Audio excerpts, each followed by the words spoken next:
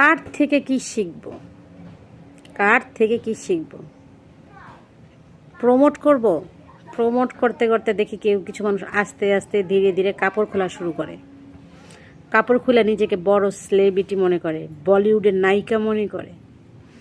আবার কেউ যাকে দেখে ভাববো যে নিজেও কিছু উদ্যোগ নিব বা নিজে কিছু করব, সেখানেও দেখি গাইলেইতে গাইলেইতে একেবারে কাপড় খোলা শেষ, বাকি আর কিছু থাকেই না।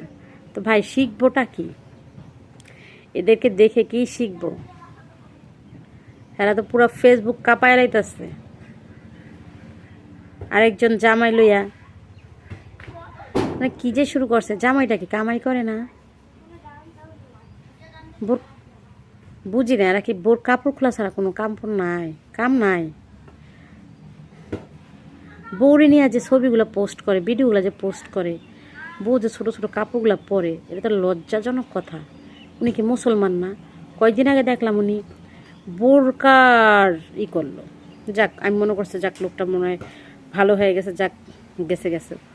ও বাবা, তারপর দেখলাম এমন কাপড় খোলা শুরু করছে, শরীরের অর্ধেক অংশই দেখা যেতেছে।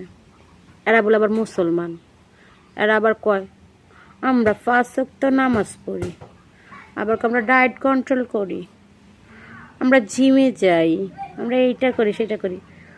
আরে দুমশির ঘরে দুমশি, তোর জামাই কি কামাই করে না? আমরারও তো জামাই আছে নাকি? জামাইয়ের খাই, মসজিদে আজান দেয় 2টা নামাজ পড়া আল্লাহ বিল্লাহ করি। আর তোরা কি শুরু করছো? তোরে দেখতে তো আরেক বেটি খেপা গাইল্লা গুল্লা শুরু করছে। আর তোর হের বেড়া জামাই বুড়া, সমস্যা কি তোর? তোর কাছে কি চাইছে না তোর কাছে আইছে? বিয়াদব মহিলা। আর বুড়া জামাই তোর কি করছে? আল্লাহ যেটা সৃষ্টি করছে, যেটা হইবে, আল্লাহ যেটা হুকুম করছে ওইটা হইবই। তুই কর কেডা? আসলে তোর মতো মহিলা থেকে আমাকে কোনো কিছু শিখার নাই। তুই নোংরা, তোকে থেকে ডাস্টবিনে ময়লা পরিষ্কার ভালো আছে।